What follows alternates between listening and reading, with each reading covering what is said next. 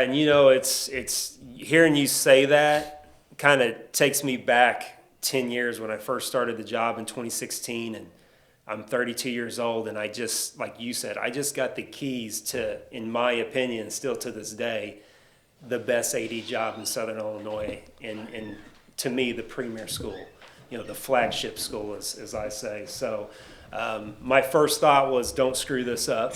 You know what I mean? And I made a commitment basically right then and there that I was going to outwork everybody.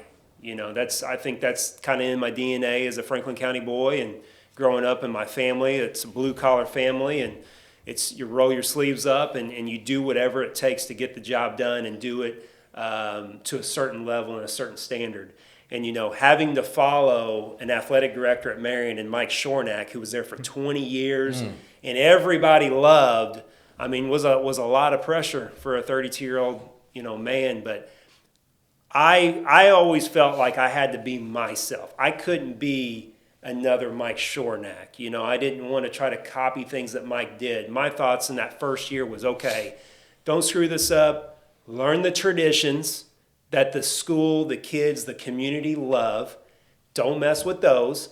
And then after year one, put your tweak on some things. And that's essentially what we've done. And it took till probably about year 4 or 5 where I truly felt like I made my mark on the athletic department. As they say, you got to get the right people on the bus. And man, we've got the right people on the bus. We have some amazing coaches. I mean, I've got not just my head coaches, but I've got assistant coaches that could be head coaches. And we have built some amazing staffs. And I've always felt, even when I was at Mount Vernon as a coach, Marion has talent. There's always talent coming through Marion, and if you can get the right adults in place of those programs, the magic can happen. And we've really seen that transpire the last 4, 5, 6 years. And guys, you got to think. I don't know if you're familiar with the South 7 Gold Cup. Yeah, we made that a priority because when I took over the job in 2016, Marion had not won a South 7 Gold Cup since 1985. Wow. And I was just shocked. All the great athletes, all the great coaches, the teams that have come out of Marion, they hadn't won one in over 30 years. Explain to the listener on the podcast, what is the Gold Cup? I know Russ knows, Dr. Young, no clue. It's an interconference, basically, championship to where throughout the entire year in every sport you have a point system, and you get assigned points based on your finish. Boys and girls. In the South 7 conference standings, boys and girls. So, for instance, if you finish first in girls basketball, you get 6 points. If you're second, you get 5 points, and so forth. So you add all those up throughout the entire year, and at the end you crown a champion and you get to put a banner up and you get a trophy. We hadn't done that since '85. So immediately that was goal number one is, hey, we're going to start small. Let's start within our conference. How can we be better within the South 7 Conference? And then just kind of grew it from there. Now it's more postseason talk and winning sectional titles and getting to super sectionals and elite eights. And, of course, we want to win a state championship, and we did that in cross country a couple years ago, So it's been a major process, but I think the key, honestly, has been the hard work, the commitment to the blue and gold, the idea that, hey, I'm not going to let anybody outwork me, and I'm always going to stay ahead of the curve. I asked Doug Creel whenever I was leaving Mount Vernon, what kind of advice do you have for a 32-year-old man that's getting ready to take on this big job in Marion that has zero administrative experience or athletic director experience? And, he talked to me about things about, protecting your coaches and working hard and staying ahead of the curve at all times. And I took that to heart, and I never looked back, and that's what I've done. What made you want to be an AD?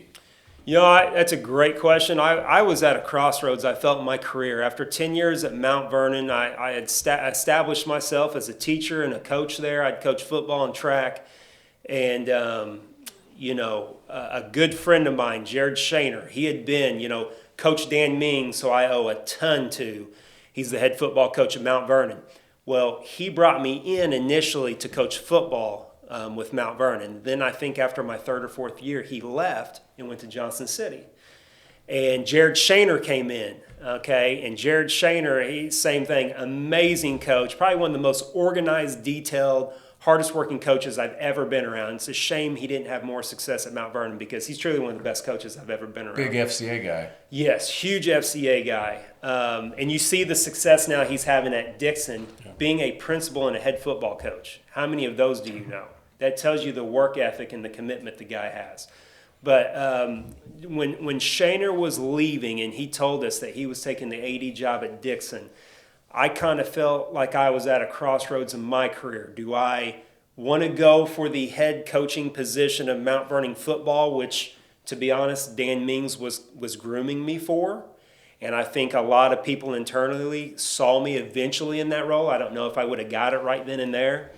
But then this AD job opened up at Marion. And unfortunately, Mike Shornack, he had cancer. He passed away. They had a couple interims. One of them ended up being Carl Schweitzer, who's a dear friend of mine, an amazing mentor that taught me a lot in a short time. This job opened up. And I always told my wife at some point in my career that I wanted to be an athletic director at a school that had amazing athletes, adults in terms of coaches and teachers, community sport, resources, and that school was Marion. Well, this job opens up, and of course, I don't think I've got a shot at it. And I wasn't going to apply. And it literally came to the night. It was a Sunday night, and the job posting was closing at midnight. And my wife looked at me. I remember I was sitting on the couch, and she goes, if you don't apply for that job, you're going to regret it. And I thought, you know what? I'm going to apply for it. I got nothing to lose. About 5 days later, I'm getting a phone call that I've got an interview. Still think I have no shot.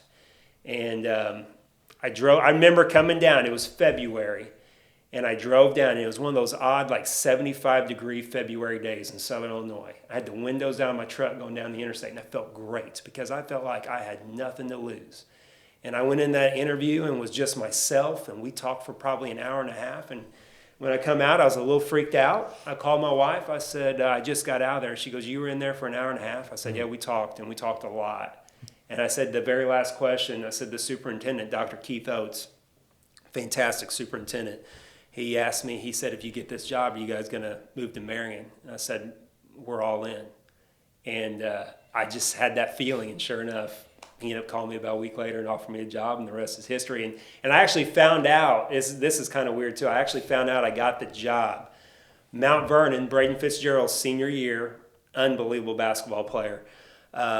Mount Vernon was playing at Marion on a Friday night, and I found out I got that job, and I had to keep that secret, sitting in the bleachers watching Mount Vernon Marion at Marion until the end there. So it's kind of neat how things ended up working out. So.